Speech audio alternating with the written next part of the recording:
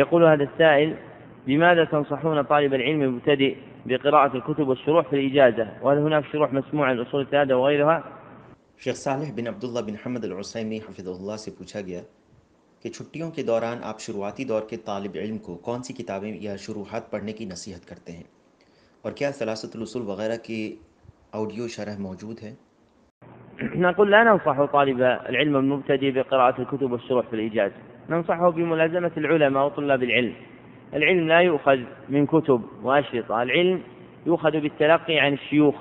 كما روى أبو داود بسند صحيح من حديث ابن عباس رضي الله عنهما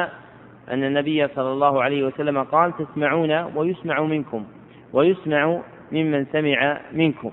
والمراد بيان أن العلم في هذه الأمة إنما يكون بالتلقي جيلا بعد جيل وقرنا بعد قرن، كما بينه الشاطبي رحمه الله تعالى في مقدمات كتابه الموافقات. فالذي أنصح به طالب العلم هو أن يهتبل فسحة زمانه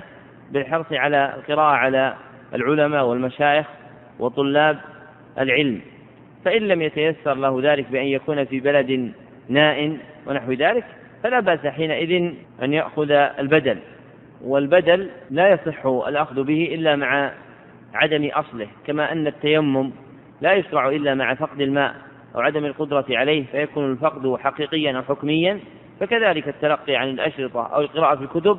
لا يحكم به إلا مع عدم إمكان الأصل.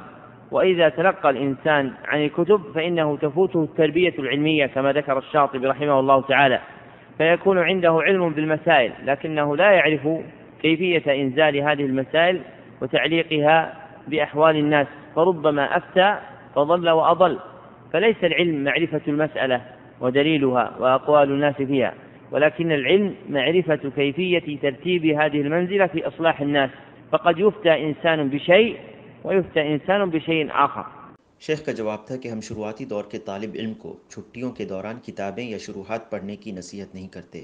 بلکہ ہم انہیں علماء اور طلاب علم کے دروس کا پابند ہونے کی نصیحت کرتے ہیں۔ علم کتابوں اور کیسٹوں سے حاصل نہیں کیا جاتا، علم شیوخ سے حاصل کیا جاتا ہے، جیسا کہ ابو داؤد نے صحیح سند سے ابن عباس رضی اللہ عنہما سے روایت کیا ہے کہ نبی صلی اللہ علیہ وسلم نے فرمایا: تسمعون ویسمع منکم ویسمع ممن سمع منکم، یعنی تم مجھ سے سن رہے ہو اور یہ بھی تم سے سنا جائے گا، اور یہ ان سے سنا جائے گا جنہوں نے تم سے سنا ہوگا۔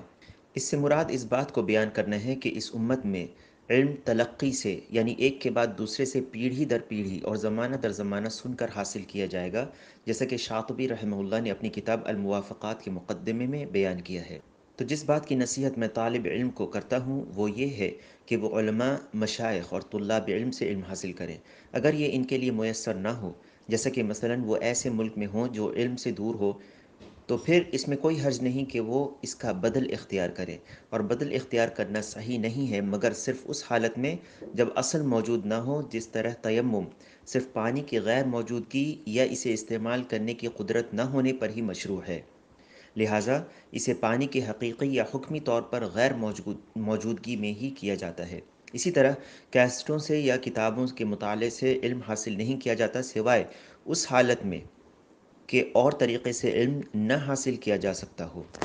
اور اگر کوئی انسان صرف کتابوں سے علم لیتا ہے تو اس کی علمی تربیت نہیں ہوتی، جیسا کہ شاطبی رحمہ اللہ تعالی نے ذکر کیا ہے۔ لہٰذا ان کے پاس مسائل کا علم تو ہوگا مگر وہ یہ نہیں سمجھ پائیں گے کہ ان مسائل کو لوگوں کے حالات کے مطابق کیسے جوڑیں۔ اس کے نتیجے میں بسا اوقات وہ ایسے فتوے دیں گے جس سے وہ خود بھی گمراہ ہوں گے اور دوسروں کو بھی گمراہ کریں گے۔ علم صرف یہ نہیں ہے کہ آپ کسی مسئلے کو، اس کی دلیل کو اور اس کے تعلق سے علماء کے اقوال کو جان لیں، بلکہ علم یہ ہے کہ آپ کو اس بات کی معرفت حاصل ہو کہ لوگوں کی اصلاح کے لیے آپ ان مسائل کو کیسے ترتیب دیتے ہیں۔ چنانچہ ایک شخص کے لیے ایک فتویٰ اور دوسرے کے لیے دوسرا فتویٰ دیا جاتا ہے۔